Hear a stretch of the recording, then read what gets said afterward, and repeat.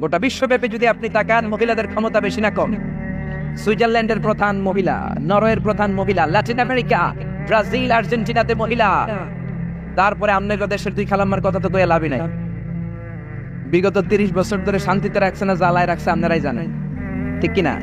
এই দুই বেটির মাথার চুল পাইকা গেছে, এরপর গদির লোভ এরা ছাড়তে পারে না, যেরকম ঠিক কিনা? আমরা চাই না আপনারা আর গদিতে থাকেন, কারণ আপনাদের ছেলেরা অনেক বড় হয়েছে। বিশ্বনবী বলেন লা ইফলিহু কওমুন ওয়াল্লাহু আমরুহুম ইমরাআ।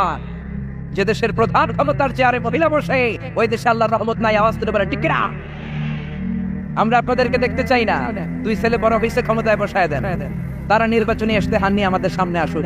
তারা এসে যারা আমাদের কাছে ইসলামের কথা বলবে তাদেরকে আমরা ভোট দেব। ইসলামের বিরুদ্ধে বললে আমরা বাঁশ দিব। আরো জোরে বলেন ঠিক কিনা?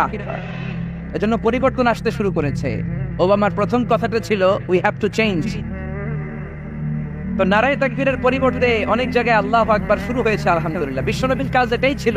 উনি যেখানে অকল্যাণ দেখতেন, ইসলাম বিরোধী কিছু দেখতেন, কোনো ভুলভাল নাম দেখতেন, বিশ্বনবী চেঞ্জ করে দিতেন। যেরকম সুবহানাল্লাহ। বিশ্বনবী একজনকে জিজ্ঞেস করলো, মাসমুক, তোমার নাম কি? সাহাবী বলল, ইসমি হাসান। ইয়া রাসূলুল্লাহ, আমার নাম হাসান। হাসান মানে হচ্ছে অ্যাংজাইটি, দুশ্চিন্তা। বিশ্বনবী বললেন, অ্যাংজাইটি, দুশ্চিন্তা কি কারো নাম হতে পারে? তোমার নাম আজকে থেকে হাসান নয়, আজ থেকে তোমার নাম সাহাল। সাহাল মানে সহজ। সাহাল মানে কি? হাসান কয়, না ইয়া রাসূলুল্লাহ, আমার বাপ চাচা যেই নাম দিয়েছে ওইটা আমি চেঞ্জ করব না।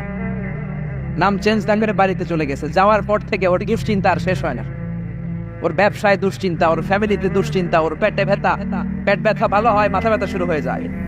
মাথা ব্যথা ভালো হয়, ডায়রিয়া শুরু হয়ে যায়। একের পর এক দুশ্চিন্তার দাবানল তার উপরে ঠেলে দিচ্ছে কে? সবাই বলে, হাসান, ওই যে নবী তোমার নাম চেঞ্জ করছিল, নাম চেঞ্জ করো নাই, এই জন্য এই ঝামেলা, যাও নামটা চেঞ্জ করে আনো।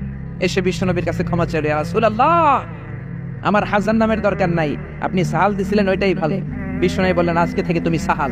সাহাল বলে, আমি মরার আগের দিন পর্যন্ত এই সাহাল নামকরণ করার কারণে আমার সব কাজগুলোকে আল্লাহ সাহাল অর্থাৎ সহজ করে দিয়েছেন। জোরে করে আল্লাহু আকবার। আরেক মহিলাকে বিশ্বনবী বললেন, মাসমুকি, হোয়াটস ইউর নেম, তোমার নাম কি?